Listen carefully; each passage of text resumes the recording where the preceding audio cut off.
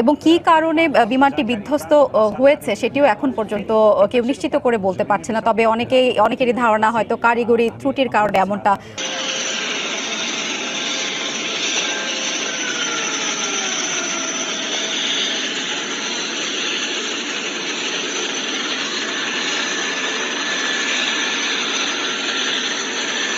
ঊনসত্তর জন যাত্রী ছিলেন, ৭৮ জনকে ধারণ ক্ষমতা সম্পন্ন যাত্রীবাহী বিমানটিতে, এবং সে পাশাপাশি ৪ জন ক্রু ছিলেন বিমানটিতে।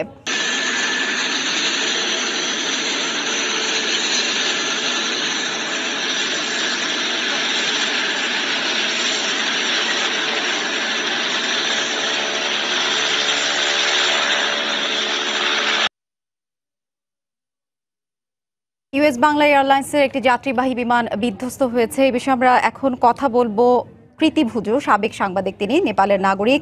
তার সঙ্গে আমরা কথা বলবো। তিনি একজন তরুণ সাংবাদিক, তার পরিচিত দু একজন ছিলেন বিমানটিতে, তিনি আমাদের সর্বশেষ জানাবেন। প্রীতি ভুজু। হ্যালো। হ্যাঁ প্রীতি ভুজু, আপনি শুনতে পাচ্ছেন? শুনতে পাচ্ছি। জি, আপনি একটু আমাদের জানাবেন আপনি কি কি তথ্য জানেন, আসলে কতজনকে উদ্ধার করা হয়েছে, হসপিটালে নেওয়া হয়েছে কিংবা? বিমানে তো 72 জন ছিল, এখন তো 40-50 জন কাজ।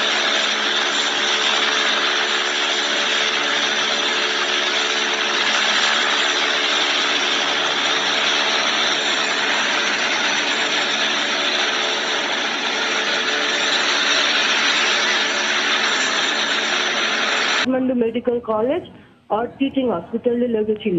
প্যাসেঞ্জার তো